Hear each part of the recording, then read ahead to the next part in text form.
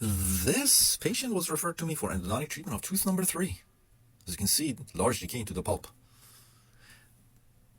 This tooth had such long roots that the girls had a hard time getting all the roots on the radiograph. So these were 25 millimeter long roots. Palatal was 27 millimeter long.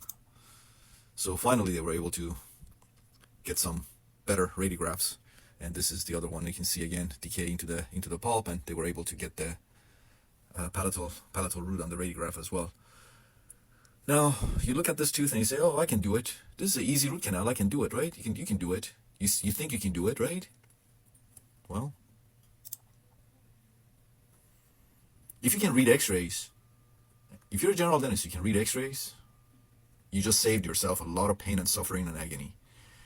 And also saved your patient a lot of pain, suffering, and agony. If you can read X-rays, then you say, okay, look at the curvature of these roots. Look at the distal canal. Look at the curvature. That's a 90-degree curvature. As I said, you can see the canal curvature here and the canal curvature here. And as I said, these are 25, 27 millimeter long roots. As a general dentist, why would you want to involve yourself with a case like this? No reason for you to want to get yourself involved in this with this tooth, right? So refer this out. Okay, now take a look. Now you think you can do this root canal, right? Let me show you the post-op. So of course we went ahead and cleaned out the decay, rebuilt the missing walls before we even initiated the endo.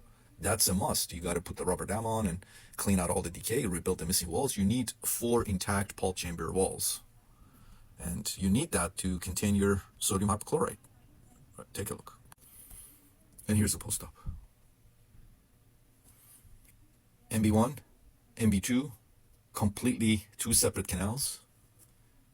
DB1, DB2. Look at that 90-degree curvature of the distal buccal canal there in the apical area. Look at the curvature of the palatal canal also. So this tooth in total had 5 canals. MB1, MB2, DB1, DB2, and of course the palatal canal.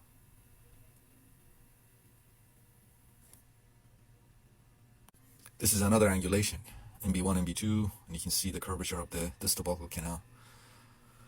And another angulation. Again, you can see MB1, MB2, completely separate from each other. DB1, DB2, 90 degree canal curvature. Right there, that's 90 degrees. And of course the palatal with its nice curvature.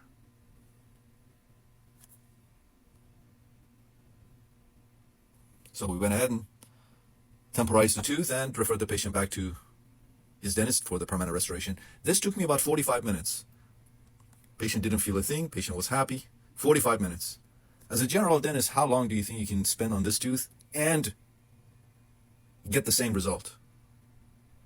I've heard nightmare stories from the patient saying that they were in the dental chair for 6 hours while the dentist was working on this tooth, struggling with the root canal, throwing things on the tray and yelling at the assistants. And other patients were waiting for him in other operatories. Why? This took me 45 minutes.